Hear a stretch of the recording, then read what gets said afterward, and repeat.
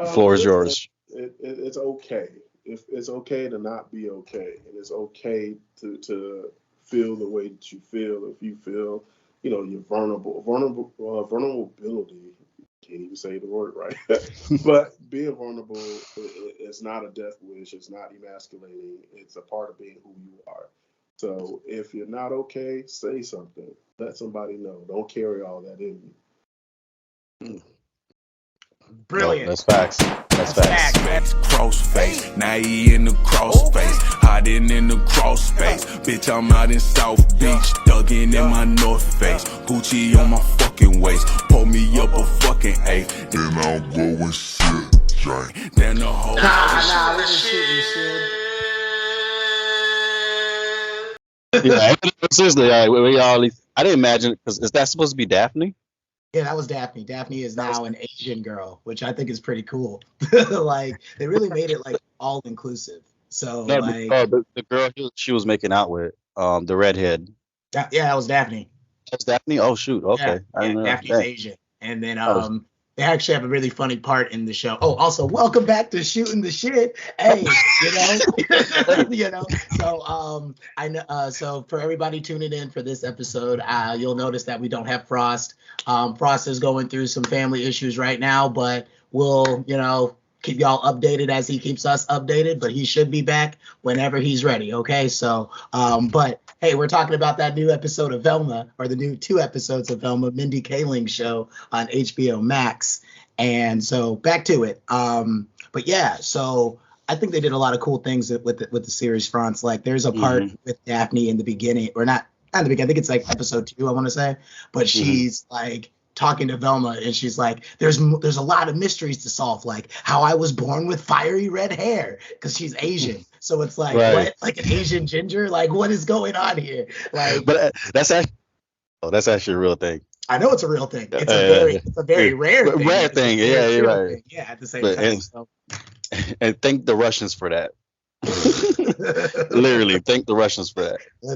I mean, I don't know what's going on, but that to me is crazy. Like, I was like, that's really cool that they brought that in. I really like how they I really love how they portray Fred, because like, when we have like the original Scooby-Doo, like they're not they're like graduated high school in the original, going on, but they had already figured out who they were as people.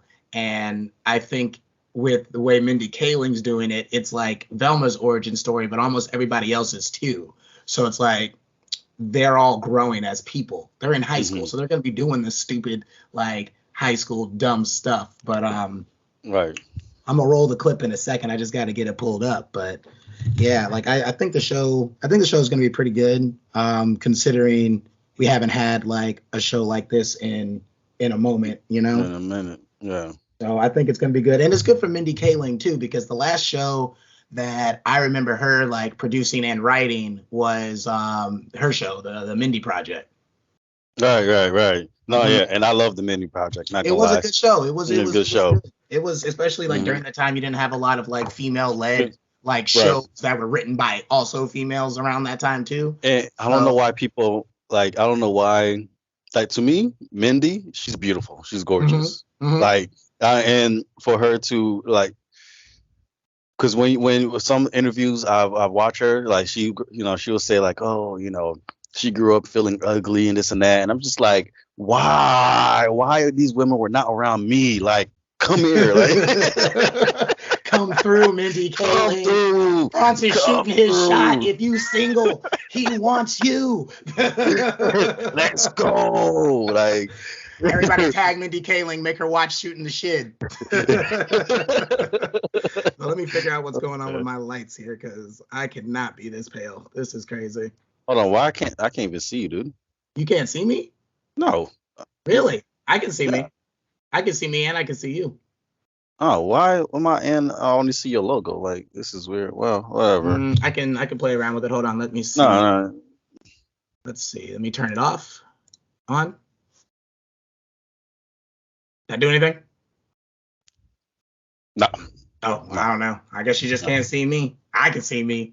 And I hope the recording can see me. Does this thing say we've been recording for 3 hours? What? What No, 5 minutes and 35 seconds. All right. Skype is tripping. Dude, Skype my end it says 5 minutes and 40 seconds. Then we're going on your end. I don't know why mine's saying 3 hours, but that's whatever. That's crazy. I'm not the computer guru I used to be. Let's find the right lighting though. Oh, that's not bad. That's cool. I like that. Okay. There it is. I found my lighting, Franz. But yeah, let's go ahead and let me get that clip pulled up and we can roll clip. But yeah, how's life been for you, buddy? Dude, it's been fucking awesome. I'm not even gonna lie. Money wise, it's been slow because the season. So in my industry, the season's been slow. So money wise, it is what it is. But because you're in HVAC, right? Yeah. But no one needs that during the cold. No, not South Florida. No. And not here, definitely no. not here. But it's mainly checking people actually like, hey, do we have heat? I'm like, you do actually. Even though this is Florida, you can't switch to heat. That's crazy. No, seriously, because you don't use it. People, it's South Florida, man. People don't use that shit. I mean, still though. But still, like, I guess I should. I'm gonna send the clip to. Well, I got it in the group chat, right? Yeah, I got it in the group chat. Yeah, I already saw the clip. Shout out to Andre's group chat. Shout out to Andre. Shout out to Justin. Shout out to the other Justin. Shout out to Franz is here. Shout out to the other Will, not me. There's another one. There it is. Another one. The best group chat on Facebook Messenger, because we're old. I can't believe, like, you use Facebook? You must be old. Like, really? Like, how did this happen, bro? Facebook is the original. It's like, how did this happen? It's our generation's like Instagram. You know what I'm saying? Like that's really what it is. I'm like, Instagram and Facebook came around the same. Well, Facebook was older, but still, I'm like, they're connected. So how is Instagram considered newer and Facebook like? Well, I'm just remember Facebook came out first. Facebook was out for like I know it was out first, like 5 or 6 years before we got Instagram. In my head, I'm still thinking about MySpace. In my head, like that's old. You know what I'm saying? In my head, I'm still thinking about like the chat rooms and stuff like that. You know what I mean? Like, what's that? IMDb? Was it? IMDb? IMBM? Yeah, IMDb. Thank you. Or the little chat game rooms and whatnot. My Life and all that crap, whatever it was called. Shoot. So yeah, like I feel old, bro. Like this shit's ghetto. No, I feel you. Let me see. Okay, so we got about 20 minutes until we bring on our guest. Our first guest. So today, guys, we have a special segment which I'm going to call Tallahassee Highlights. And whenever Franz has a guest from his local area, he'll have a blank whatever he's from. We're going to keep his location secret because we know he works for the government. But nah, so he'll have a highlight for somebody in his community who may be doing good things. So in our community, our guest, his name is Tavarus, and he does a lot of good things in our community. And when we get ready to introduce him, I'll go deeper into that. But we got a special treat for you guys, especially if you're in the Tallahassee area. Be sure to look up Tavarus once we put everything out there for you to be able to find him. He's a great guy, very smart man. Amazing dude. Can't wait to have him on. But without further ado, I got the clip. So let's see what Adoniscrashboom, that is the TikToker's name. He had a interesting take on the new Velma show. And I don't know. I think I kind of want to play it and see what we all kind of can get from it so we can talk about exactly what he's talking about. Franz has not seen the show, so it's going to be really interesting. I've seen the clip. He's seen the clip, but we're going to play the clip again for you guys if you guys haven't. So without further ado, I already said that. So with a second further ado, a third further ado, a fourth further ado, a fifth. It just keeps going. I've said it to you. All right, let's get into it. Here we go. Where is my share screen? There it is. Boom. And then we'll just go ahead and share my monitor. And yes, I am drinking. And yes, it is 10 in the morning. And yes, I don't care. Shameful alcoholism. All right. Can you see it on your end? One sec. Yep. Yeah, All right, yeah. Yeah. Did this HBO animated series Velma take a shot at heterosexual men? Spoilers for episodes 1 and 2, so save this video and come back when you're ready. Is someone trying to solve a mystery? No, I was just asking a question. At first, I was loving the animation style, the nods. I will say that's, in my opinion, that's the best part in this whole take. is the I love the animation style. To me, that's the best one. I don't know about everybody else, but that was my best take in this whole video. Continuing.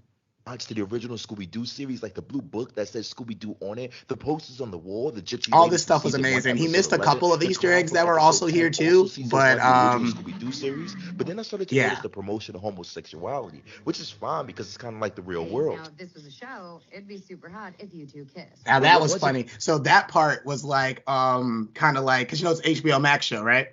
And so there's another HBO Max show, Euphoria. They're kind of talking about the Euphoria show a little bit with that, which I thought was pretty cool. So it's a little Easter egg to Euphoria there. I thought that was dope. Found was either the demasculization of the heterosexual men or the discomfort of heterosexual relationships on the show, like the snobbish, self-centered pretty boy being drooled at by the non-popular girl, only to see 2 seconds later of him being sexually assaulted, then belittled when he's uncomfortable. What now, Daft? Jeez. Then when, Fred? When? So my only part with that part of the take, when it comes to, can you hear me? Yeah, I can hear you. Okay. My bad. I have my No, you're good. You're good. But my only part with the thing about Fred is, I know you haven't seen the show, but we've all seen original Scooby-Doo, and Fred was always that like preppy, you know, pretty rich boy. That was who he was. Now we get to see, that was him as a man, like, you know, 18, 19, 20. So now we're seeing him as a child. Like they're like, they didn't say what grade they're in, so I'm assuming they're 15. So he's still a kid and he's still maturing. And he even says at the beginning of the show, he's a late bloomer. And so he hasn't gone through puberty yet. So we know this about him. And, you know, he goes on, well, I'm gonna get to the part where he's gonna talk more about that, but that part with Daphne and him, how many times have we seen something like that in in like a normal, like, you know, movie about like high school, like a high school movie? We see that all the time, but we see it mainly with the boys pressuring the girls into having, you know, relations. You see what I'm saying? We see that all the time and nobody ever says anything about it. And now here we got a woman's perspective. We got Mindy Kaling, a brilliant woman's perspective, flipping that. Like, this is what it would look like if it was, you know, if it was hypersexual women or girls doing this to boys back in high school. And it's just a flip on that. And it's so crazy that people can't just like, oh, hey, yeah, it's just like a mirror of what we've seen. You know what? I want to comment on that, like a hypersexual girls in high school. That's real. Like when back at, you know, our high school, when I because, you know, when I first semester of freshman year, I was at that private school, whatever. And the second semester that's when I came to, you know, Eon. Shout out to high school, Leon, 850 LCS. Sorry. Oh, I thought we were blocking out the name, but all right, you already Leon. said it, so it's too I say Eon. I said Eon. I didn't say it. You know. Well, whatever. You already said it. Even the high school there. No, I mean, they know they know I'm in Tallahassee. Ain't gonna be hard to find out what high school I went to. But when I came there and I was I had my courses where we were like 10th graders and juniors, and I was like literally the only freshman in the class. And I had it's so hard. I can't. It's so hard not to say these names. I had this chick, Melcia or Melcy, whatever. We're gonna call her that. That's not her real name. Tall, Jamaican background, a beautiful dark skin. You know, my type. Basically my type. I feel you. Yeah, you know what I'm saying. And her and this other chick, I was their plaything. I was their little toy in class, and they used to like literally put my face in their titties and motorboat and shit like that. And it was nice. It was nice, but it was also like uncomfortable because it was like I don't know how far. I don't know. Y'all just playing with me because I'm a freshman. You didn't know if you should make a move or like that ass. Was this just like, hey, y'all just playing with me because you're upperclass women, and I'm fresh meat. Which makes it also a little weirder too, especially were they seniors? No, they were sophomores and juniors. Sophomores, okay. But yeah, but we're freshmen, bro. Yeah, we just got out of middle school. We just got out of middle school. Like we really don't. You know what I'm saying? We really don't know. Like we think we know, we really don't fucking know. Exactly. And I think that's the part that people don't get. Like, you know, and also when you think about it, when we talk about like sexuality, especially when it comes to boys, it's not as taboo with boys' sexuality. It's like, oh, boys will be boys. Like society already expects boys to be hypersexual. Like that is something that we've pretty much been taught by society. But women or girls in this case, when they're younger, they go through everybody's going through the same type of hormones. You know what I'm saying? Exactly. So, but like the women's sexuality has been so taboo up until about like 5-6 years ago. Now it's like mainstream. It's out there. Everybody's talking about it. So what I'm getting out of this is it just seems like a lot of people just haven't really got with that paradigm shift, you know, and that's what leads to people having, you know, a similar opinion to what Adonis was kind of saying in his video here. You know, no shots at Adonis. This is a good video at the end of the day. It did really well. He got a lot of, I mean, you can just see 76,000 likes, more than 2,000 comments, 300 shares. It was a good video. It definitely grabbed your attention and grabbed mine. And here we are talking about it. So it's like, seriously. I know. So Adonis, if you see this, no hate. As a little boy, when you're being told that basically you're the one that's supposed to be taking the moves, hitting on the girl, sending the stuff, but then you sit back, like literally, I'm in the public school now, and I'm getting boom, like literally, I'm just coming to class. I love biology. This was biology class too. I love biology. It's pretty cool. I'm a nerd, okay, and it's all right, you know, and because I love science, but now I'm over here getting distracted because boom, I'm getting pulled from two beautiful dark skinned women that I'm like, yo, I would yes, but at the same time I don't know what the fuck to do. Like I don't really know what to. We were kids. You know what I'm saying? And then also with the nod to the Velma show, just to tie that in, like I said previously, Fred even admitted that he hadn't gone through puberty yet. And you remember what it was like before puberty? Like no one was really thinking about doing stuff like that with girls before you hit puberty. Once you hit puberty, that's when all those thoughts really started flushing in your head. So of course he's not ready in the show because he still hasn't gone through puberty yet. I would say, because since I was, you know, that thing when I was 5 years old, whatever, so it was in the back of my head, but it wasn't at the forefront. Right. It wasn't, you know what I'm saying? And I still don't know. You know what I'm saying? Like, I don't know if you guys understand, like, we still don't know how to handle that, how to approach that, how to, you know, and especially growing up in the hood, and especially in Tallahassee, all these little boys, all they want to do is freaking hump everything they see, right? Very true. Because come on, look at our peers back at Raw. Oh wait, no, you didn't go to Raw. Yeah, I didn't go to Raw. Yeah, you didn't go to Raw. No. But I think it probably was the same back at Raw.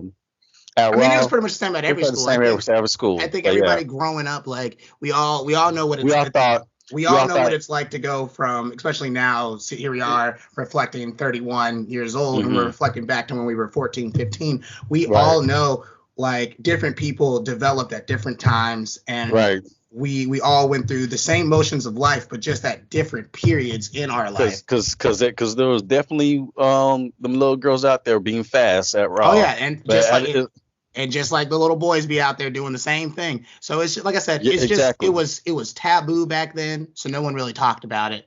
And now that it's not as taboo, everybody's talking about it. And I think now some people, you know, who were eating up that old school taboo, you know, that lasted so long. Now we're seeing this stuff, and it's like, oh, this translates to the emasculation of men. But that's not what's happening. That's not, at all. It's not like, and it's not even really being like, you know, promoting quote unquote hoe culture either. It's just these things have always been happening. It's this just is life. Women didn't have the platform they have now.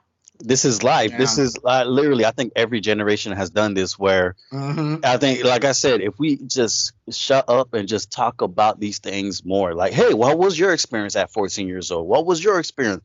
Like, the 6th, 7th grade kissing was considered sex. Exactly. Like, you know what I'm saying? People be like, you'd be like, do you even know what that is? Yeah, I know what it is. It's when you kiss and hold hands. Like, seriously. You know what I mean? So we couldn't ask a little boy, we're not finding the hole, man. We are not finding the hole. Like, exactly. Yeah. But it's just really crazy. It's like, and then also with, like, he mentions, like, the emasculation of men, and I think that's really interesting because also if you go back through history, like, even if you just take, like, colonial history back, they used to wear wigs. Like, they used to wear full on wigs, eyeliner, lipstick. Like, there was a period of time, I think back in, like, the 1500s, in which men, it was considered to be feminine if you were not wearing heeled shoes. Yeah. It looks like Egyptian. If you're not wearing Egyptian, yeah, exactly. Or sub-Saharan culture, literally, like, having the eyeliner and then the shading, like, basically, like, coating their skin, exactly, like, with makeup. It actually started off with protecting themselves from nature, and then also the elites just wanted to look less ordinary. You know what I'm saying? Like, they were just like, hey, I'm an elite. I shouldn't look the same as you. Yeah, so it was just beautification of the body has always been here, and it shouldn't be just one gender doing it. I'm not saying I personally will put on eyeliner or anything like that, but I'm just saying it should be open for everybody. It shouldn't just be for one sex. It should be open for everybody who wants to fucking do it. If you look good, if you want to look beautiful, black boy, go ahead, bro. Good look beautiful, homie. Shit, fuck that. Fuck what they heard. Like, it does not make you gay. It does not make you. What makes you gay is fucking another man in an ass. Like, that's me. Or having romantic relation or feelings for another man. That's homosexuality. Doing makeup, eyeliner, and all that's not homosexuality, man. Exactly. That's just so crazy like, because you got look at, like, go back to the 80s. Look at, like, David Bowie. Oh yeah, bro. That man got David Bowie, Prince. You know how much pussy they got? Bro, man, come on, man. That's what I'm saying. Come on. Like, you can go back even further than that. Look at Earth, Wind, and Fire. They got the V-neck shirts. Like, what? You know what I'm saying? Like, even the way they be looking in their music videos. Like, seriously. Seriously, even the White Side, what's the name? What's that group name? Fuck, I was just listening to it. I am having a brain fart right now. Holy crap. I'm just holy crap. I don't know why I'm having a brain fart right now. That 3-man group, the white group, they sung their asses off. Like, they are bomb. I'm gonna have to come back to it. What time period? 70s and 80s. You can tell by the way I use my walk. Them. Yeah, the GBs. Yeah, thank you. The BGs.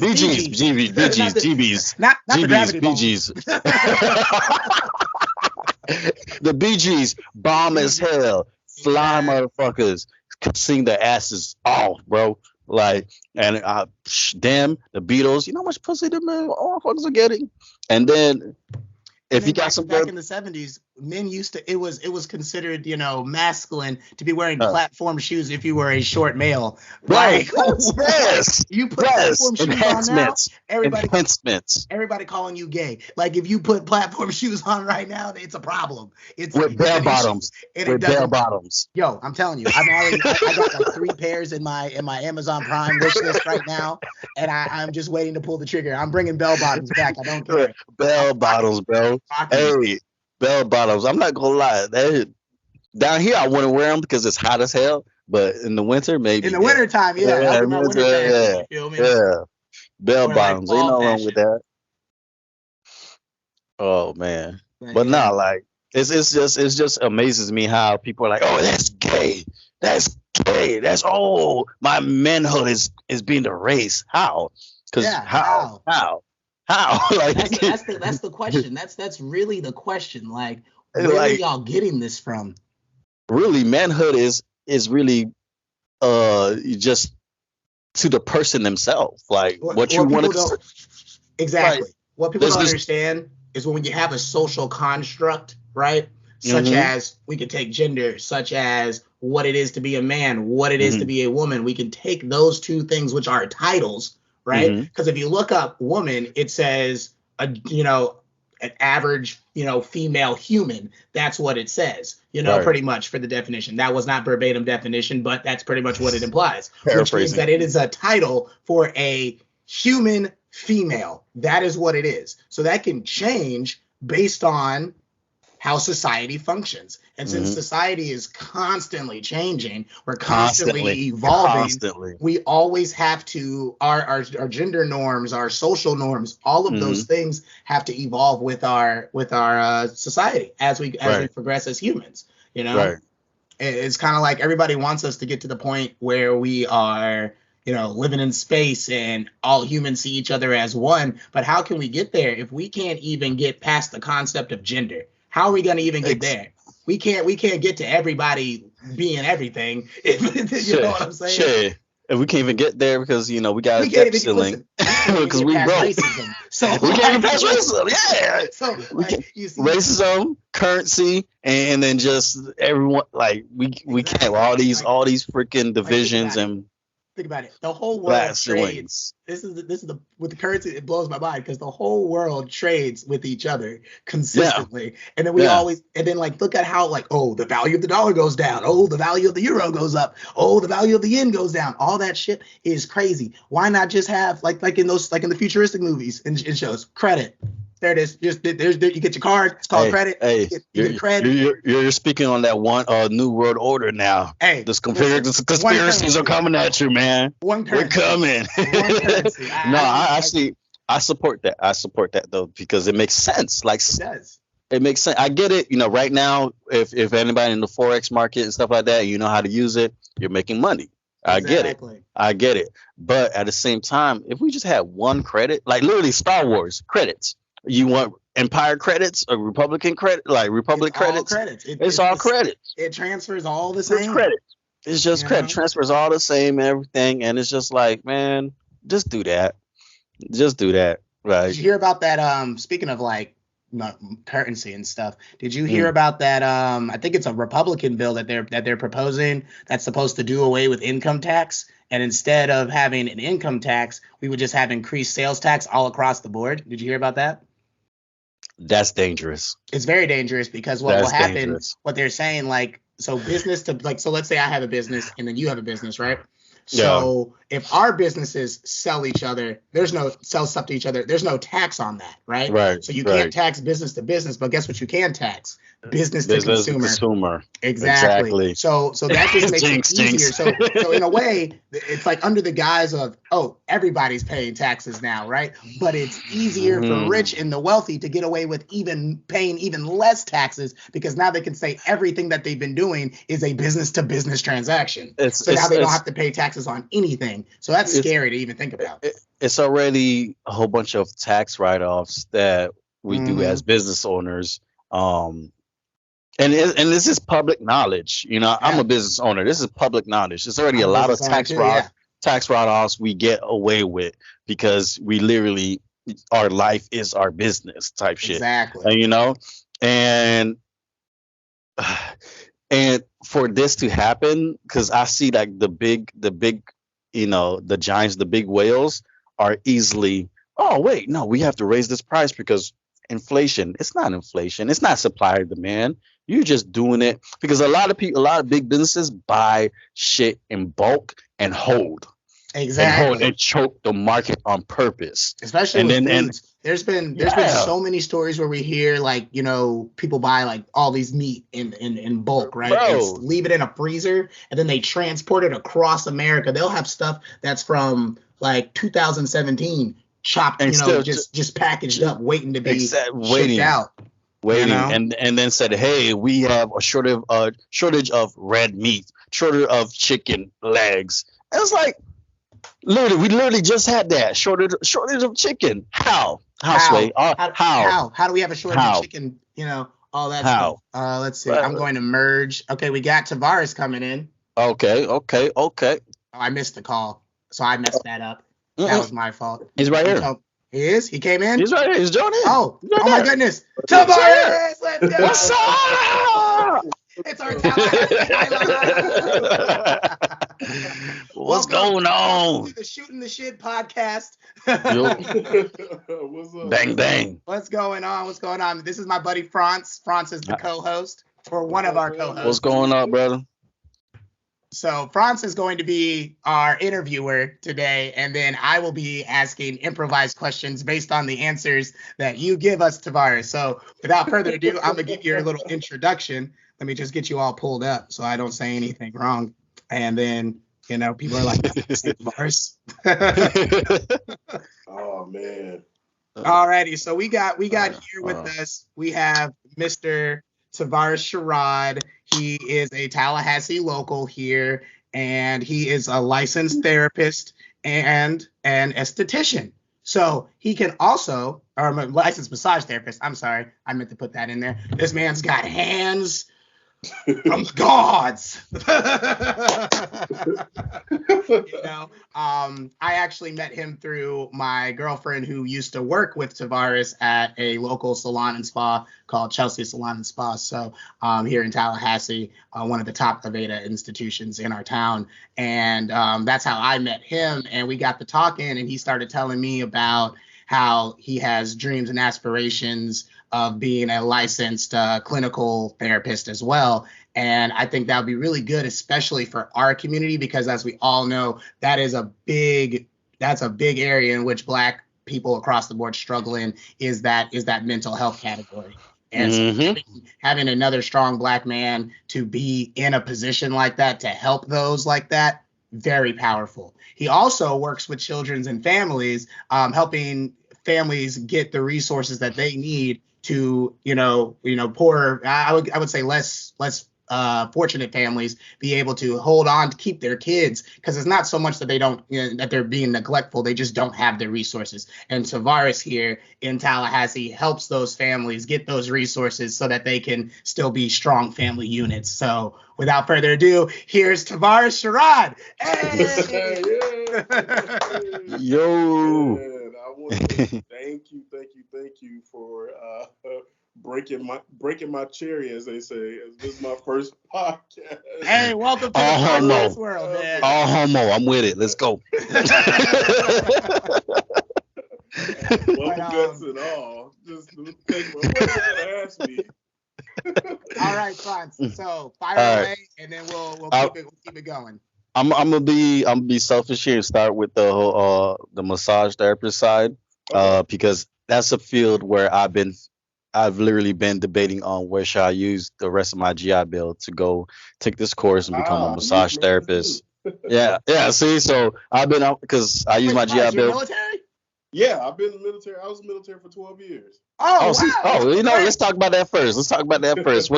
What branch and what years did you serve, and what was your MOS? I was in Army National Guard. I'm sorry. He's a Marine. I'm a Marine. Look, I can't help it. I had a brain, and that's why. Incoming. Hey, look, I served with y'all. I know what y'all do. No, I spent 12 years. My MOS was 92 whiskey, which is water. Ask me had I ever did it? No. I did everything else but that.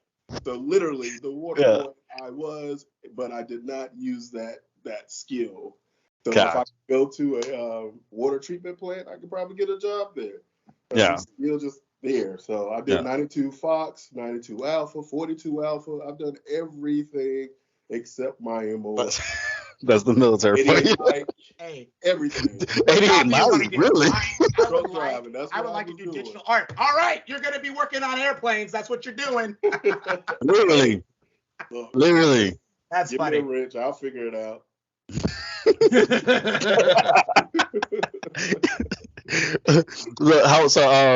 Any places you were deployed? Any knowledge you want to pass down to the young folks watching this that might want to join the Guard or the military in general? Just be open to all the nuances that come with the military, all the stigmas that come with it. Just be open. I joined to pay for college, and that was my goal. That's all I wanted to do. They paid for undergrad, paid for masters, and all these other things.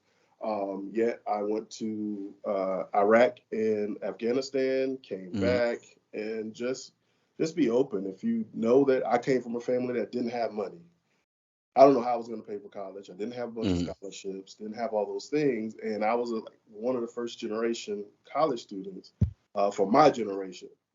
So I didn't know. I didn't have the know-with-all to go for scholarships and do all those things. I just, hey, I made the GPA, so I figured I'll just get in. So the military really helped out a lot for keeping me from getting excess loans and all that other stuff. They saved me. Yeah. Yeah. I agree. I concur. Shit. Well, thank you for your service, sir. Thank you for your service from the civilian, you know. All right, let's move into the selfish portion, because I'm a selfish motherfucker. Also, in my introduction about Tavares, he's also, I like to call him a spirit guide. He's also into astrology, and he knows so much about astrology. And so I also think that blending that knowledge, because that's also blending that knowledge with the clinical, wanting to be the clinical therapist, I think we need more things like that, because to me that's total body healing, total mind healing. Because not only do you have, you know, the science, you also have the spiritualism that also guides us through our lives. So sorry, I forgot to add that. And you know, I apologize. But anyway, back to Franz. Take it away, Franz. I'm muting myself now. No. So massage therapy, what made you want to go to become a massage therapist? How long was your schooling? And did you work in that field? And how much money did you make? Like, let's start with those 4 questions. Yeah. First, I was actually working for the nonprofit I'm back with now, and I was in South Florida. And I was always good at massage. Like, I was always good with my hands, but I didn't have any formal training, but I knew it was something that always interested me. I don't know why, it was just always in the back of my mind. So I'm just sitting in my office one day, and I'm just all of a sudden like, you know what? Let me research massage therapy school. Maybe it's not that long, or it's that intense. So I did it. It was nothing to set it up. I started Cortiva Institute in South Florida. Everything went so fast. So I really literally got involved, took my first class, and then we did our first practical exercises. Fell in love with it immediately. Was like, oh man, you ever do something that you feel so drawn to, and then once you do it, you feel like it's home. Like you feel like you're supposed to do this. And that's how I felt with that. And that's what's up. Since then, I worked at Chelsea's. I came back up to Tallahassee, got back into massage therapy school at Aveda. Took about several months, 7.5 months to finish. That's not a bad time. That's not a bad time at all. Yeah. No, at first I was doing just massage therapy, and the guy was like, "Hey, we got a dual program. Why not do esthetician? 2 for 1." Oh, wow. Like, I don't really want to mess with people's faces. I don't deal with all of that. Right. I was like, okay, cool. If I'm gonna get more bang for my buck, let me do it.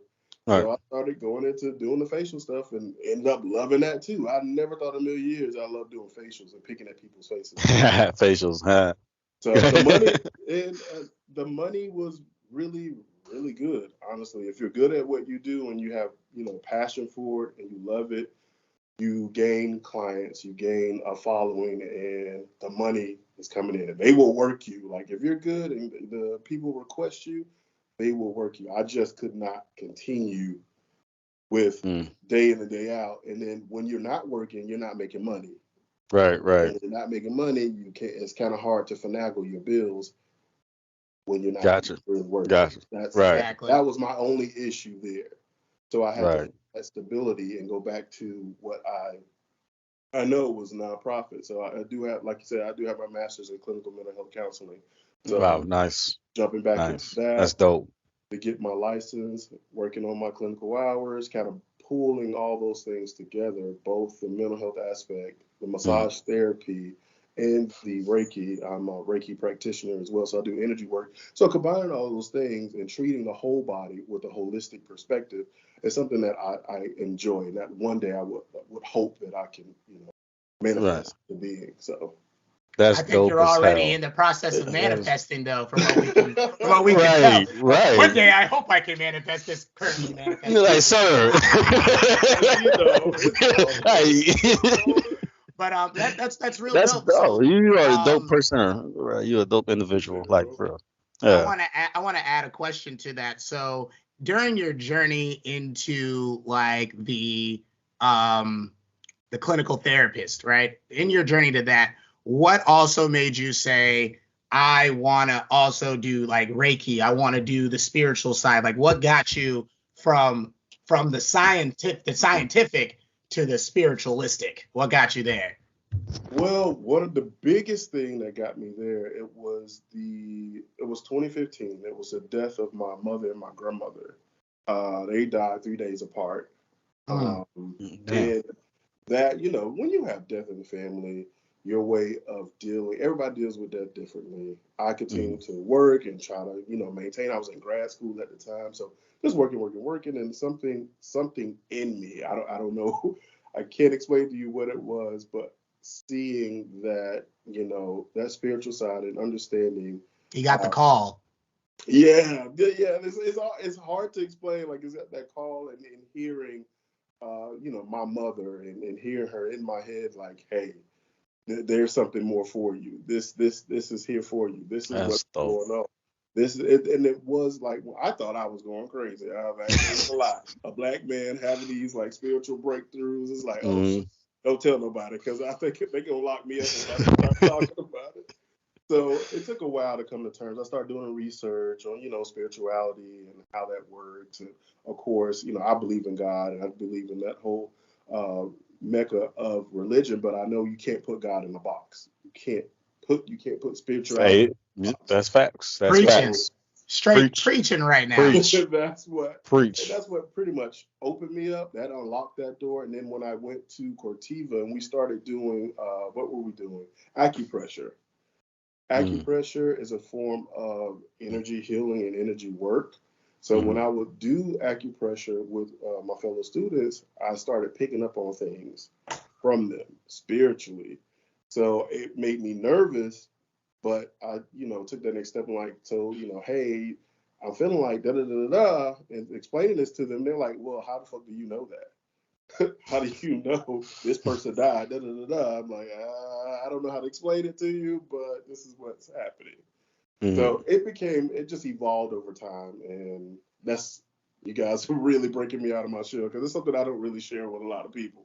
Hey. Well, we appreciate you for sharing, bro. It's all about sharing. This is awesome. Here. Yeah, no, this is really good stuff. Like, this is really you don't understand how much of a dope person you are with your background and how these connect, and these just naturally like stacked up on each other, and this is dope. This is like black kids are usually you look at too, especially black boys.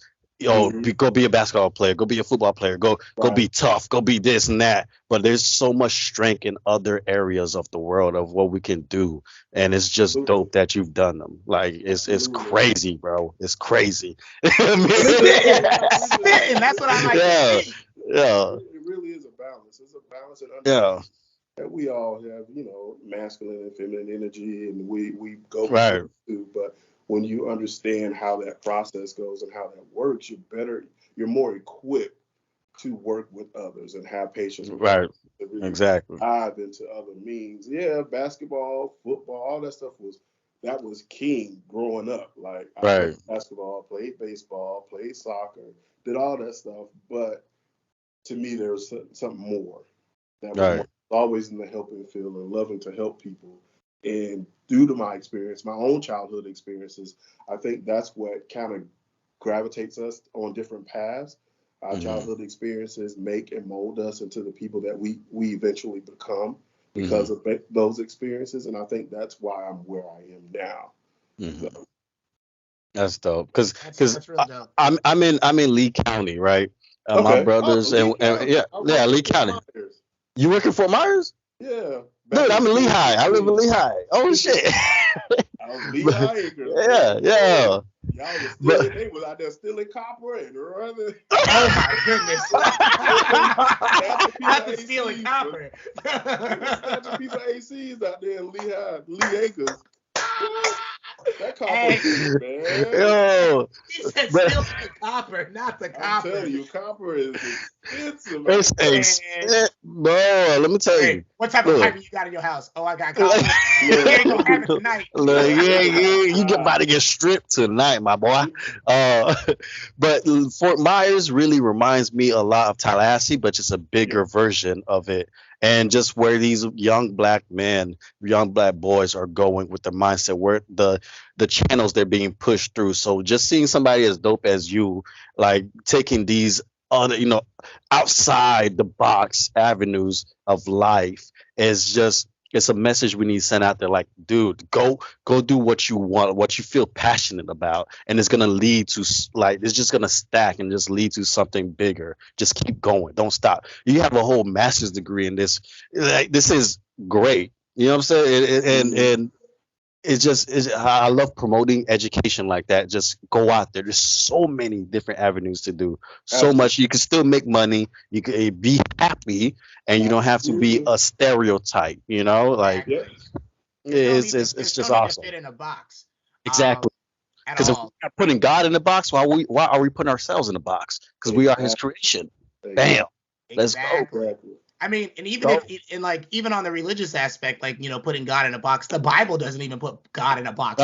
Exactly. God's got so many different personality traits, He's bipolar as hell. That he shows us throughout everything. But so another question for you, Tavares. Now, earlier you mentioned that you came from a more impoverished upbringing, if I heard you correctly. Did that have any merit on what made you go into what you're doing now with that nonprofit? Yeah, absolutely. Growing up, this typical growing up, we were poor, but I didn't know we was poor because, we normalize a lot of things. Right. Different behaviors.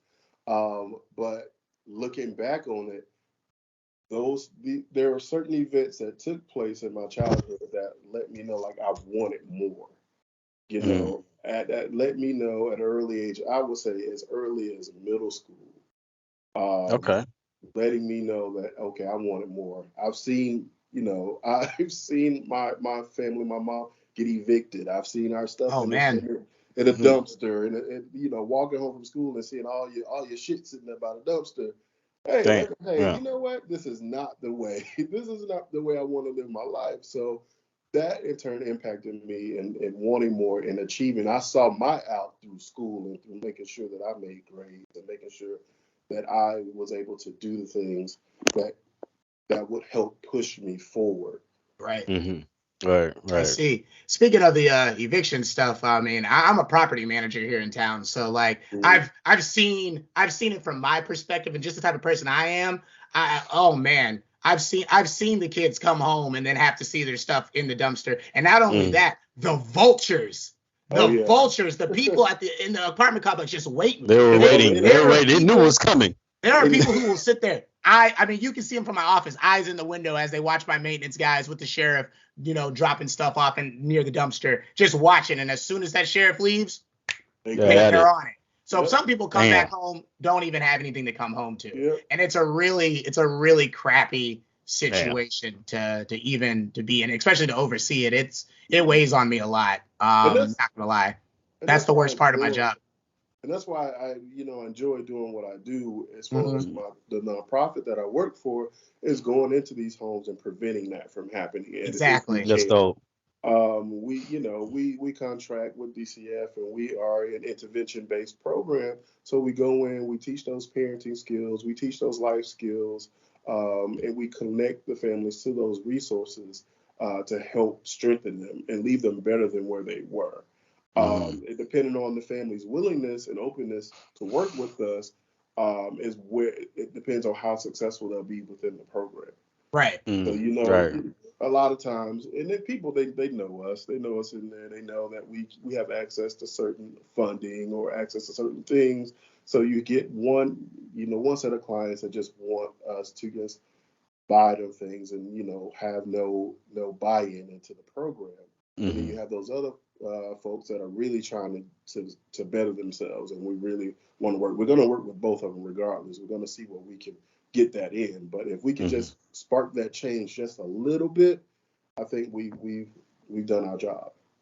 Do you ever have people that are concerned, like the fact that you do work closely with DCF? Do you ever have people that are skeptical of your nonprofit? Yeah, like any of our clients can sometimes be skeptical because of their work, their interactions with the department. You know, may not be the most positive. So we, as a nonprofit, we're going in to assist them. They might look at us as that entity, like, oh, are you trying to come in here to tell me how to raise my kids or to take my kids? And then we have to go and dispel that. Like, hey, view us as an added support. We're here to support you. What do you need? How can we help better you so we can prevent this from happening? And it's good to have a program like that as well, because there's all you hear horror stories about DCF. You know, you hear horrible stories about them taking kids from families that, you know, weren't like I said, they weren't being neglectful, just were, you know, poor, could not afford things. And they'll take some of these kids, put them in the system, and then sometimes you never hear from these kids again, you know. And so it's good to have a program that steps in before you even get to that process. So before that happens, you have people like Tavarus come in and they help you get those resources so that that horrible stuff does not happen. And I think that that's great. You know, you don't even really hear about preventative programs like that because it's like, you know, no one wants to promote good things. You know what I mean? Everybody promotes the negative side of stuff. So it's good. Like when Tavarus first told me about this, like, I'm sure you can tell you, my eyes like lit up. I was like, oh, do you want to be on my podcast? Oh, do you want to be on my podcast? Like, it was no, wait. But I was like, okay, cool. Yeah. I know what it's about. Yeah. So yeah, that's really dope. That's you're doing really good work, which is why I wanted to make you my Tallahassee highlight of this week. So thank you. I appreciate that is something, because I know there's a lot of, since we're dealing with a lot of impoverished families, you know, there's a lot of black and brown families that I'm sure you've dealt with. There's a lot of white families that you deal with too. There's a lot of just everybody just in between. Some families aren't even, I would imagine that some families aren't even like the worst off, but like they're just missing some things. And absolutely. Exactly. Absolutely. We've gone from the huge different arrays of low to very, very poor to very well off homes. It's all different issues for different folks that we've come in and then we've worked with them and helped to really bridge that gap or see what's missing and to kind of help alleviate some of those things. Awesome. I got one quick question. It's a little off topic, but it involves you being here. So how much longer do you have with us? Hold on. Let me check. It's 10:55. Hold on, just by my clock. It could be wrong. Yes, 10:55. No, you're right. It's I got some time. Okay, cool. Did you get a chance to watch that clip I sent you? I did, and I saw exactly what you were saying, and it made me think about how much society has kind of objectified women in that same way, and now that men are being objectified in that way, it's like whoa. But at the same time, it brings up the perspective of why men don't necessarily talk about sexual harassment or coming on too strong, because growing up we were taught like, oh, that's a good thing. You have a woman coming on to you, and that it's seen as a positive thing when in fact it's not. Like no means no. Exactly. No, exactly. I'm trying to figure out when in history or when did that become like, hey, if you go forcefully on a woman, that's wrong, but a woman goes forcefully on you, accept it. Yes. Like, when That's did a we good just question. start? I wonder When that did that societal. When did that happen? Like, that's a good. happen? Gotta do some research. Like, Really, what? you really would have to do a deep dive because it goes from our fathers or our view growing up of what a man is and what Hmm. masculinity is.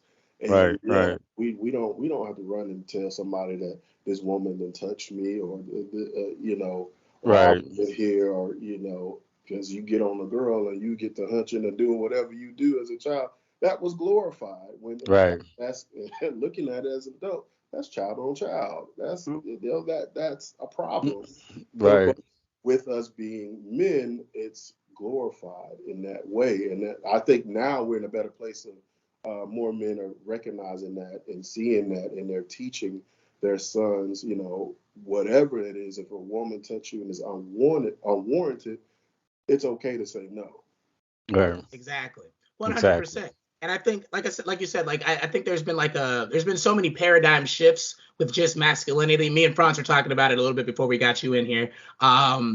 But we were talking about how, like, back in like the 1500s, I remember reading in some books where they considered you to be feminine if you were a man that did not wear high heels, like things like that. Or if you were Mm. not wearing makeup as a man, you were seen as weird, taboo, Right, strange, weird, right, even in some places. And now men will paint their nails like a different color, and all of a sudden they're no longer masculine men, but like Right, masculinity, like Franz was saying, is an individual concept that you have of yourself. So right, as a right. man, your masculinity is defined by how you define it, right, not by everything else. There is no like general There masculine isn't. man, not There anymore. isn't. Yeah. Like, so, and I don't think it really ever has been. So I think it's really interesting. But like with that Velma clip, there was a couple of things that I noticed in there that the gentleman Adonis was saying that I saw it as kind of baity. Like, I mm-hmm, am baiting Mm-hmm. a response. mm-hmm, And Mm-hmm. all in all, it was not a horrible video. If his idea was to get people to talk, he did a great job, because here we are talking right, about it. You know what I Yeah. mean? And I just think, but I do think it's interesting, because it's like you were saying, Tavares, like you have this shift where people, like hypersexuality in both younger boys and younger girls. Like you said, it's glorified for males. It's like it's expected, I should say, not glorified. It's expected that boys will be, boys will be Boys. boys, right? right, Mm-hmm. So it's expected for that. But then when you see it from a woman's perspective of them recounting their high school life and them being hypersexual, it's, oh, this is wrong. This is abusive to boys and all this things and stuff like Right. that. And it's like, but weren't we just 2 seconds ago saying that this was okay for the boys to be doing it? So why isn't it okay for girls to also go through that same thing? Right. Right. right. And girls went through the same thing, but based on what they were taught and what we were Mm-hmm. taught as what women are supposed to do and how they're supposed to act, then we view that as wrong too. Oh, she a hoe, or she doing this and doing that. Well, shit, I was doing the same thing. So Mhm. Exactly. Exactly. it's like that double-edged sword. Like, you can't win for losing. Right. Right. And now and from what that clip was, literally is from his perspective. And then you get into that part where the guy, when they were talking about the man's penis size, they were laughing and giddy, and you see the other guy looking in embarrassment, like, oh my God, that's one of those insecurities that a lot of men face. Mm-hmm. And that now that it's highlighted, it's just like, oh, whoa, this is too much. Exactly. Emasculating. And I don't know if you got a chance to actually watch the show on HBO Max, but it's very interesting, because it's pretty much the retelling of Scooby-Doo is essentially Right. what that is. So Fred's dad is a super, like, one of those a man's man type of man, right? And he, the whole time, like throughout near the end of episode 1 and all the way through episode 2, before we see that happened to Fred, he's taking shots at his son too about his manhood and things like that. So it's not just like the women doing it, it's Mm-hmm. also his dad doing that. And Mm-hmm. Fred even comes to Velma at one point, and he has a whole where he opens up to her, like behind a trash can, like a very, very like, cliche place to open up to somebody, So he's behind a dumpster, and he's pretty much saying like his dad doesn't see him as a man, his dad doesn't see him as like what a boy should be like, and all these things, and he's under a lot of pressure because he hasn't gone through puberty yet, and he tells us this, and then right after that, like he gets shamed shortly after. Yeah. So you know what's funny? Like growing up, especially during that phase, that 5th to 8th grade phase, that lifespan, like we've agreed that women don't know measurements when it comes to the man's genital areas. Exactly. We agree with that. It's always inaccurate. It's always inaccurate. Like seriously. But at the same time, like we don't acknowledge that at that age, those little kids, those young boys are expected to be looking like, especially in that area, to look like grown men. We're not like realizing we're still kids, man. Exactly. Like we're still little boys. Of course, it's gonna be small. Like no matter how small, dude, you're gonna be small. You're a freaking child. You know what's you are still a child. There's another TikTok that was out. It was like these boys, and they were like 8, 9, 10, 11, and they were like just ripping on each other, right? Playing the dozens, and one of them goes, "You got a small meat," and then the kid goes, "Of course I do." I saw that. Yeah, yeah. I'm a kid. I'm a child. Yes, but it's okay. That puts it in perspective. Like, exactly. Like, duh. What do you think? What do you think? Like, Exactly. I haven't gone through puberty yet. But again, that goes back to like the perspective of what it is. Like when we're that age, we're playing video games, and then there are some kids that we're trying to figure out who we are, explore who we are, what we are, what we want, what we don't want, and then at that age, you're still trying to navigate life as a preteen, a teenager, and that's the worst. On top of that, you got school. You know what I'm saying? Exactly. Like, it's hard. It was hard. It's hard out here for kids, man. It's hard. It's hard. And then you become an adult, and it's even harder. Like, it's even harder. Couldn't wait to be an adult and then get these adult bills. I want to go back. Exactly. When I die, I'm not coming back to this planet. What? Fuck all of that.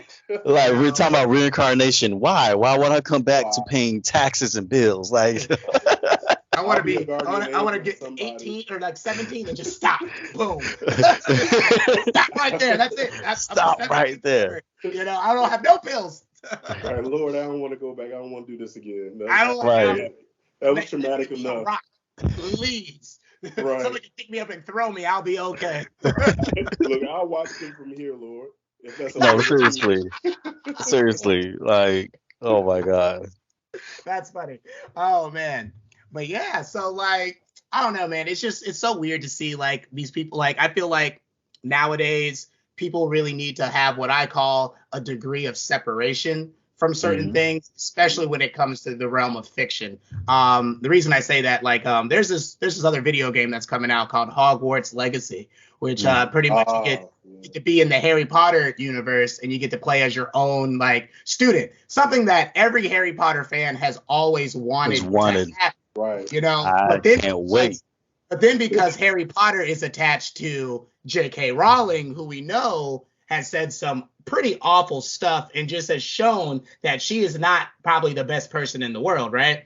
You have people like, I mentioned that I wanted to play the game. I got flamed up and down the internet for saying I wanted to play the game. And I was like, you guys got to learn to separate. I'm not playing this game because, of what J.K. Rowling has said about certain groups of people. I'm not playing it because I support her and her thoughts. I'm not doing that. I'm playing this game because I want to be a wizard. That's facts. That's facts.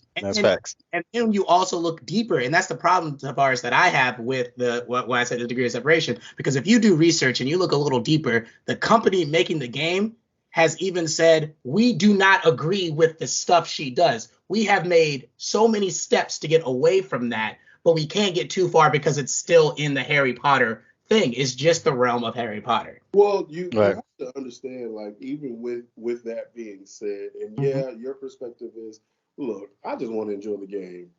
I don't care what this lady did or said. Yeah, she's horrible. She might. Oh, I care about it. I really do care. I think it's horrible. Not to say that. No, I'm not just saying that. It's horrible. But I think from the perspective of people, is that you're going to give your money, which indirectly will go back to her to fuel, her build her up in her riches and what she's got going on, and we cannot purchase this game without having that in mind.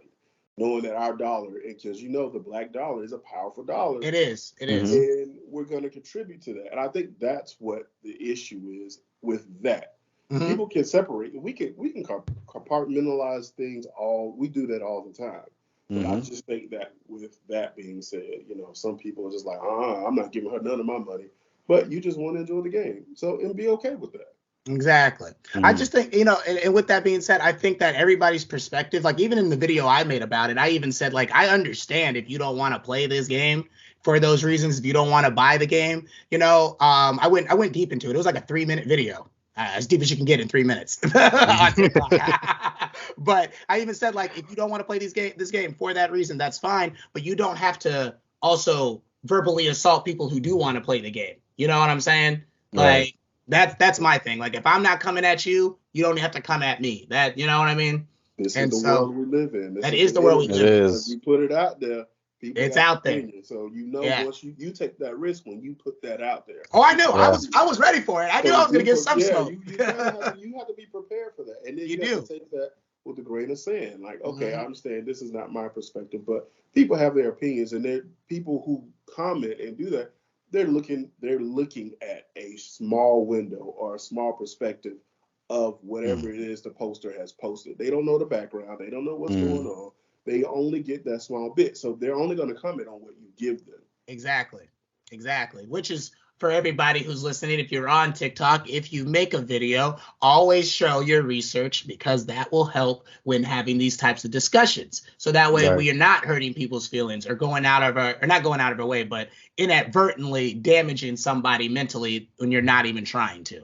So just keep that in mind to all those listening that get on TikTok and make crazy videos randomly. But yeah, I just, I look at how society has evolved and where we're headed. And I do think, like, calling things out like that, like even on the Harry Potter side, calling it out, talking about things like that, getting the discussion going is the only way that we're going to progress as a society. So I'm not against people having, coming at me the way they came at me. A lot of people came at me respectfully, and things, and we had really good discussion within it to the point where we had a baseline understanding of each other's point of view. And we're like, yeah, we're both cool people. You see what I'm saying? Like, we each have our different reasons for doing whatever we're doing.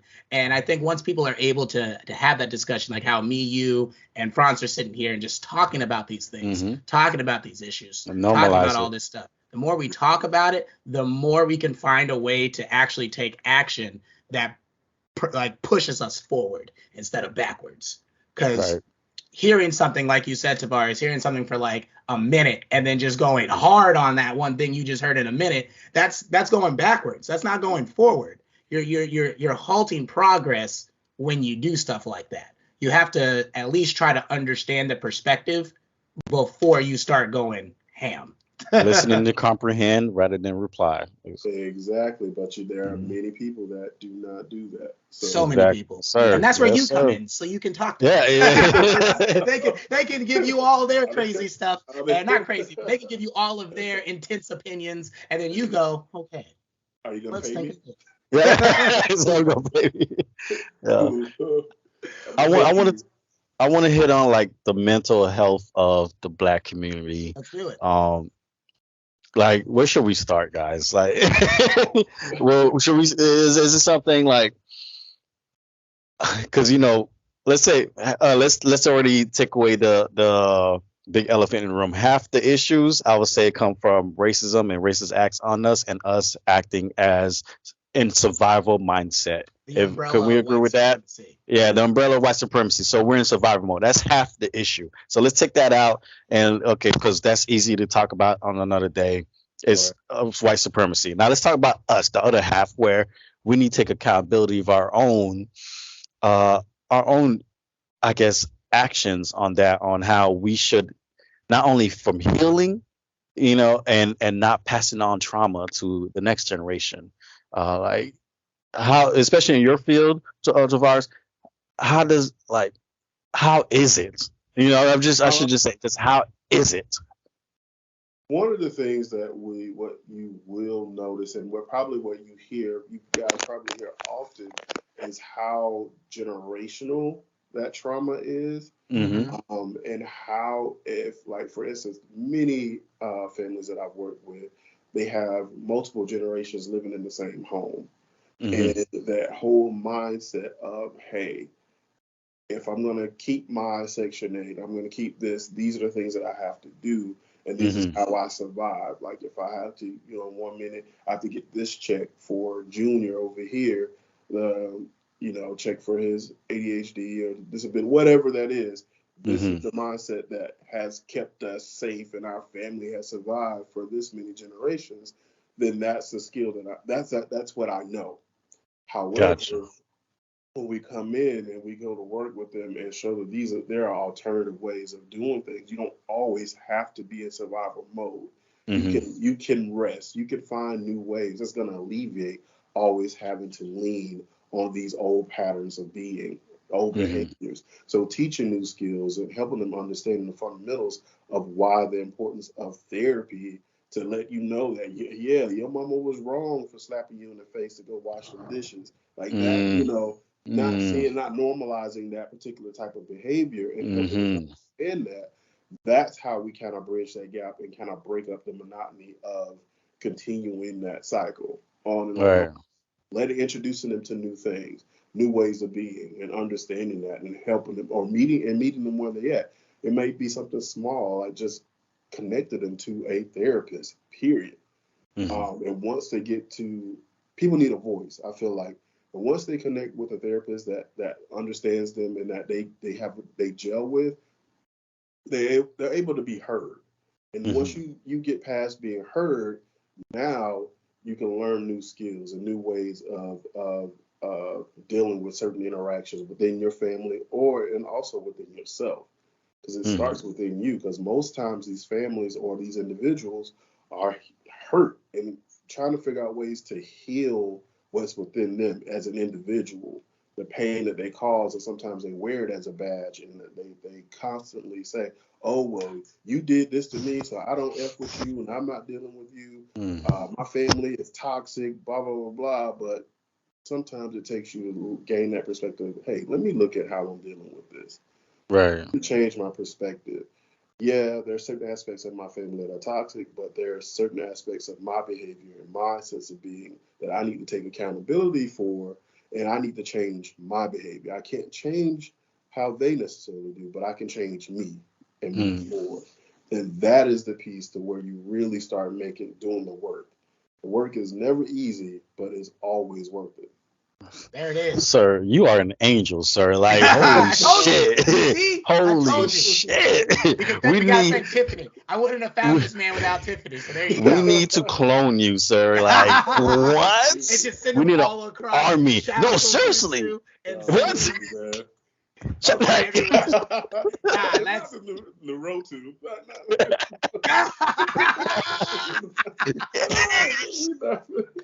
yeah, like, seriously. we got to. Man, Seriously, we gotta shadow clone juice for you and send you through all the black neighborhoods, all the black communities, not just in America, but like I'm Haitian. I'm from Haiti, man. Like from the rest of the diaspora, like we are hurting. Cultural oh, differences the All the black cultural diaspora differences is in the is Haitian is community. shambles right now. It's crazy. it's crazy. We are hurting bad, especially and it starts with our mental health and what we're going. Mm-hmm.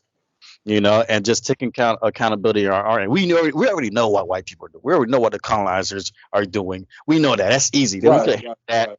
any day. But we need to acknowledge our end and how we're passing down trauma to our kids. Because Exactly. even when me raising my daughter, and I've gotten comments like, "Oh, you raising her soft," because I'm always telling her I love her. I'm always, softening her up. I don't yell at her. When she does wrong, she's 4 years old. When she does wrong, I don't go, hey, shut up, stop that. No, I'll go, hey, what's going on? Four. Calm down. Exactly. She's 4. So this is the difference. This is where people are only looking from the perspective of how they normalize parenting. What different aspects. From your perspective, your daughter needs to know that you love her. She needs to know what it feels like to be loved by the first man in her life, which is you. So she needs to have that security and safety so that when she go out and eventually she dates, she knows what right looks like. Right. She knows what, genuine love from the opposite sex looks like. Right. And that fits. Like you are the first framework, the first teacher that this girl has. You are the first interaction with a male figure, a father figure that your daughter has. So when you sit down to her, a 4-year-old, you can sit down. If she does something wrong, you can explain to her why this was wrong, and you can give her a consequence for that. If it's that severe, you give her a consequence, timeout, 4 minutes. All right, you come out of timeout. Hey, do you understand why you were in timeout? If she does not, you explain to her you were in timeout because it's not okay to hit your brother, or it's not okay to hit daddy or whatever. So kids do need rationale. They do need reasons as to why it's not okay. Because if I'm going to a corner and I'm getting, a consequence, I don't know what it's for. I'm like, okay, well, just gonna do it again. I'll do it again. Maybe I'll do it again. Maybe not. We'll see. Exactly. So I applaud you for doing that. And then the same thing if you have a son. Tell your son you love him. Tell him that you love him. Give that. I think that's because that vulnerability as a man to be able to show that love. And we're seeing it more and more. There are more fathers that are doing that. Right. Especially in the Black community, because the trending is we're moving more towards mental health and getting ourselves together. We're accepting that we are flawed in that sense of the old way of we used to doing it is not working, and we're sending more and more of our kids into the system because of these old habits. So you're seeing more and more fathers that grew up without dads or grew up with dysfunctional families kind of ostracize themselves sometimes from that family and create their own nucleus of what their family should look like. And then when they're ready to open their doors back to their family, they'll slowly do that as to prevent some of those old characteristics from kind of coming seeping in there again. So you protect your family, protect your nucleus, and then when you want to open up that to certain family members, you bring them in, but you bring them in with boundaries. Right. Exactly. Right. Exactly. Right. I just wanted to hit on two things. One's funny. So earlier when you were talking, Tavares, you mentioned that people get money for ADHD. I'm trying to figure out how I can do that because Hey, look, I got ADD, and I'm trying to figure out the same thing. But it's not necessarily they used to back when I was growing up. If you got diagnosed with ADHD, I think it was maybe like the early 90s. I remember my mom taking my brother down to, I don't know where they do the testing and where they would do it, but back then in Tampa it was like HRS. So they would go in and they would take them to be evaluated. And my mom, this is bad, but my mom kind of coached my brother, don't you put together nothing right. Because they were getting. Let's go, Miss Sherrod. They gonna kill me saying this, but they were handing out checks and diagnosing these poor Black boys and girls with this label from the early 90s. That's why it got out of control, and that's why you saw many Black boys and girls in these ESE classes and these things, because they quit the label them, and they were handing out checks, $700-800 checks to supplement this diagnosis. Wow. And then you got to think about ADHD was this revolution. They were doing all kinds of studies on how they learn and how to do that. So they were slapping the labels, especially in poor communities, left and right. So yeah, and a lot of those. Oh, sorry, I mean. No. My brother went there and didn't do shit right that my mama told him to do. And then my grandma told me, I told you not to take that boy down there. She's like, God damn it, he didn't do nothing right. You were supposed to do everything wrong and you did it right. Right. You can't do nothing you right. Can't be mad because my brother got a brain and he gonna use it. And what's really crazy about the whole, for me at least, this is as somebody who was diagnosed in the early 90s as a child, I would say mid 90s, as a child with ADHD. From what I noticed just growing up, and this is just my perspective on it, a lot of those qualities of ADD and ADHD are just kids being kids.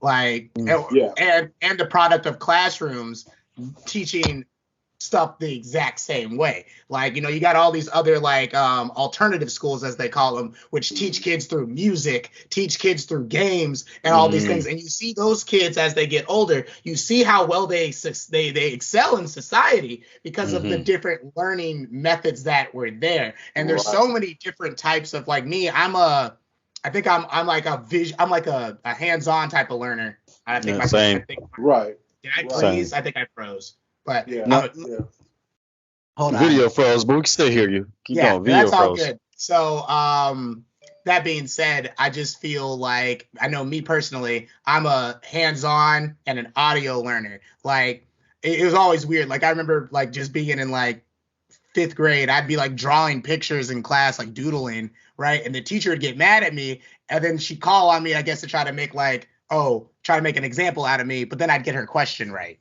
You know what I'm saying? And then she's like, but you weren't paying attention. I'm like, no, I was. I just can't just sit here and stare at you all day. Like, I got to do something, So I've always been like that type of learner.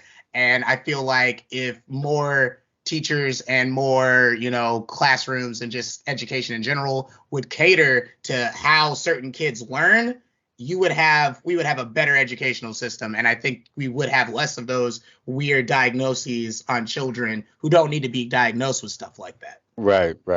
That's facts. I agree with you to a certain extent. However, you have to be careful in that too, because when you're looking at behavior, you do have to look at it. Is it strictly behavior? Is it just not wanting to pay attention, or is it he can't, or is he bored? He or she, are they bored?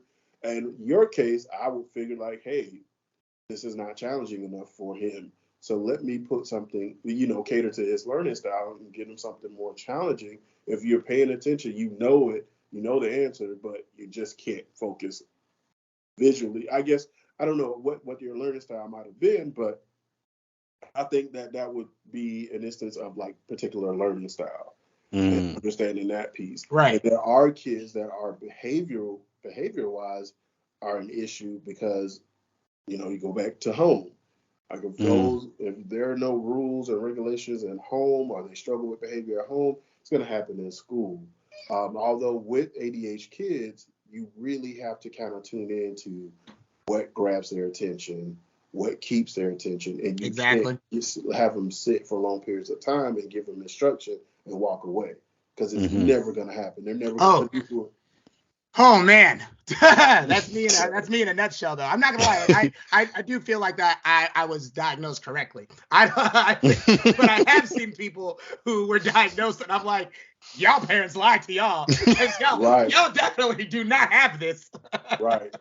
Like even in my work life, I'll be at work and I work in an office by myself with just one other person, and that other person is my maintenance supervisor, so he's not always in the office. So I find myself like I have a whole list of things that I have to do, and in between each of those things, I'm on my phone doing something on TikTok all the time. But then I get back to doing those things, but like I can't just sit here and just work all day. I can't do it. I have to structure it so that I can, 1, be productive at my job, and 2, keep my mind from wandering all over the place and me just falling into what I call ADHD paralysis, which is when I just sit there and stare and it looks like I'm not doing anything, but my brain's doing everything. I'm just sitting there. Yeah, absolutely. Yeah. But what if you take something that you truly love, like you're doing right now, your attention is stellar. Because it's something that you enjoy and it grabs your attention. It grabs my attention. I do like I do like doing things like this. I know Franz likes doing things like this as well. When I remember I had already thought about doing a podcast with some other people. And that fell kind of short. And I was talking to Franz about it. And I didn't even know Franz was interested in doing podcasts or even long form type of content talking. Because Franz is a general quiet person. He's not always like, I really am. I'm an observer. I observe. He's an observer. So he doesn't really talk that much. So it was really interesting to hear him say, yeah, let's make a podcast, and I'm like, okay, let's see how this goes. And here we are. So, I think with that, it's safe for him to do a podcast because he doesn't have to interact as much in terms with people. That's facts. That's facts. It's not something that he has to go out, be this big extrovert about. He can just be there. He can observe. He can read up on it. Be knowledgeable about it, and let's spit these facts, and then call it a day. So it's I can see that. That's A1. That's A1. Like this. I can see that. He's definitely, one of those people that probably will quietly observe, and if it's not to his liking, he probably won't interact. Yeah. No, that's literally me to a T. I hate customer service. I hate dealing with people. I just like when we had an exercise at my job when I was training up a couple months back, and they're like, list, two truths and a lie. And one of my truths was like, I hate people. I literally wrote that, I hate people. They're like, you hate people? I was like, yeah. Like, you understand. If you sit back and just watch people be people, you're just like, yo, we're disgusting. Like, we're freaking disgusting. We're still animals. Yes. They're like, modern society? Like, this is modern? Like, okay, I'm not partaking. I'm sorry. Thank you. Really? Yeah, I get it. I understand. People would think that I enjoy and really love going out and hanging out with people. No, after I'm done, I'm pretty much drained. I'm tired. When I get home, I don't want to talk to anybody. I don't want to do anything. Just leave me alone.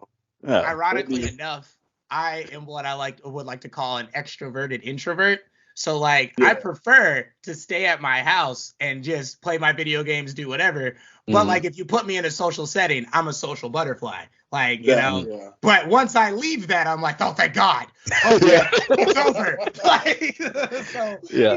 It's really funny because, being with Tiffany, she is a full-blown introvert, but she doesn't mind going out either. But she would rather not be around random people, And so when she sees that in me, she was like, I remember one of the first times she noticed that she was a little shocked at that. She was like, she's like, I thought you really liked being out here and doing all this. I was like, nah, I secretly I don't, but I do like talking to people. So it's really weird, but I think it's because, we think about it, like you going out with all these different people, all these different energies that you're interacting with. And something I know for me, I don't like crowds. I don't like to be out like that because, the different types of people that we come in contact with. So I think it's more of like you get a feel for different people, and it can be overstimulating to having to do a lot with many different people. Then people pull on your energy, they drain you, they want to talk to you, they want to pull you this way, they want to pull your attention that way. That's facts. It can be a lot. And when I tell you I come home, I'm just like, that's why my home is my serenity, my peace. And so I have to regroup. And that's what sometimes my friends like, okay, he ain't going nowhere. Let's invite him anyway, just cause. All right, man. I still want the invite. I'm gonna say no. I'm still. I used to tell everybody, if I'm getting off of work and you want to go out for a drink, you gotta catch me while I'm either in transit to my house or you gotta catch me before I leave work, because if you don't, I ain't going. It's a wrap. It's a wrap. It's a wrap. Them video games is calling my name. But yeah. All right. That's awesome. So I guess with that brings us to the end of our segment. It's been about an hour and 30 minutes now. So thank you so much, Tavares, for being a part of Shooting the Shit. Yes, sir. Yes, sir. And when you get into more journeys and things like that, we don't mind bringing you back. We would love to have you back on here. Definitely. Oh, cool. thank you guys. I'm honored to be a part of it, man. My first podcast. Hey, Yeah. do you have any if you have any like social media or anything like that, if you want, anything like that, if you want us to give you a link or anything like that, just text it to me. I'll go ahead and link it in the description of the video. So when people click and watch the video, they could be like, oh, it's our friend Tavares. Maybe I may not want that per se. That's fine. You don't have to. The randomness. Yeah, you don't have. It's all good. It's all good. I completely get it. That's why I said if you want, just text it to me. Final message you want to give to like young black men, young black boys, just any message, any encouragement you want to give them. Go ahead, bro. The floor is yours. It's okay.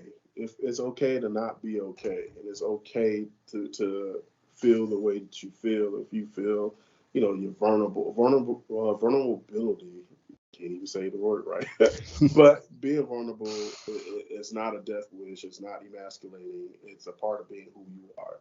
So if you're not okay, say something. Let somebody know. Don't carry all that in you. Brilliant. No, that's facts. That's facts. That's facts. Well, all right, everybody. That's it from me and Franz with Shooting the Shit. We had our guest Tavares, and we hope you all good mental health and good living and happy lives. Namaste. See y'all next time. Namaste. Namaste.